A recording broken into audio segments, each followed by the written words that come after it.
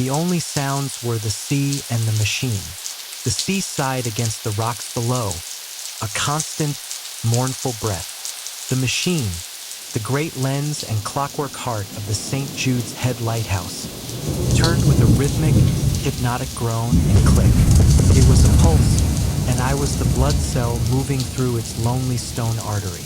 My name is Thomas, and I took the post seeking solitude. For 2 weeks, it was a profound and welcome peace. I read dusty books left by keepers long dead. I watched the gulls wheel and cry, and I kept the light.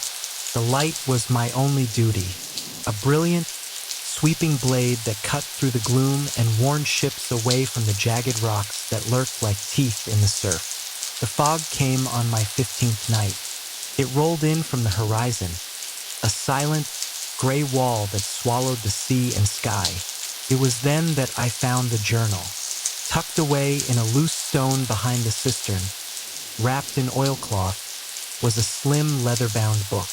The entries belonged to a man named Elias Thorne, the keeper from nearly a century ago. His first entries were mundane, much like my own would have been. Weather clear, wick trim, oil top. But as I read on, the entries grew strange, focused on the fog. October 12, 1898. The fog is thick tonight, so thick the light itself seems to struggle. It no longer cuts, but rather, it illuminates the mist from within, making the fog itself glow. When the beam sweeps out over the sea, it reveals shapes in the swirling vapor. Strange, elongated forms. Tricks of the light, I'm sure. October 15, 1898. 3 days of this oppressive gray. I find myself holding my breath as the beam begins its sweep over the water. The shapes are still there. They seem to drift, to coalesce and pull apart with a languid grace that is deeply unsettling. I feel as though I am being watched from the gray emptiness. I saw one tonight that was different.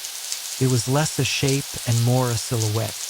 It looked like a man, standing on the water, far beyond the rocks. I have locked the lower door, a foolish gesture. My own hands were cold as I read his spidery script. I looked out the lantern room window. The beam of my light sliced through the thick fog, and for a moment, the mist glowed, a luminous, shifting wall. I saw nothing but vapor, a trick of the light, I told myself, echoing Elias's words. I continued to read, my fascination warring with a growing dread. October 21st, 1898. It is there every night now. The tall silhouette. It does not move, it simply stands. I have watched it for hours through the spyglass. It has no features, no substance. It is a hole in the world, a man-shaped patch of nothing in the glowing fog. When the light passes over it, it does not reflect. The light simply ends where it begins. Its presence is a weight on my soul. Sleep offers no escape, as I only dream of the endless, patient waiting in the mist. October 26, 1898. I tried to signal the supply boat. I used the auxiliary lamp, flashing a distress call for an hour straight. There was no reply. The fog is impenetrable. Am I alone with this thing? Or has it been here all along, and the fog is merely the curtain being lifted? I feel a terrible kinship with it. 2 lonely figures watching each other across the water. The final entry was dated November 1st, 1898. The handwriting was almost illegible. The light is a beacon, not for the ships, for it calls to it. The light shows it the way. I cannot bear its gaze any longer. It is patient.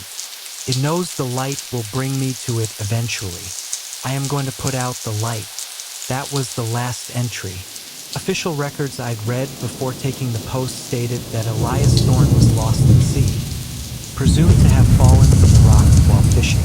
They found the light extinguished. A shiver, deep and primal, ran through me. I closed the journal and looked out. The great beam swept across the water, a steady, unthinking rhythm, and as it illuminated the thick, swirling heart of the fog, my breath caught in my throat. Far out, beyond the churning surf, was a shape. It was tall and unervingly still, a man-shaped silhouette of perfect, light-devouring blackness, standing patiently in the luminous gray. It wasn't a trick of the light, it was the absence of it. I am writing this in my own journal now. The old book lies beside me. My hand trembles, just as his must have. The fog has not lifted. I don't think it ever will. Every rotation of the beam is a fresh wave of terror, a confirmation of the watcher in the mist. I should extinguish the flame. I should descend into darkness and silence. But a new, terrifying thought has taken root in my mind. What if Elias was wrong? What if the light isn't a beacon that calls to it, but a shield that holds it at bay? What happens in the absolute dark when the watcher can finally come ashore?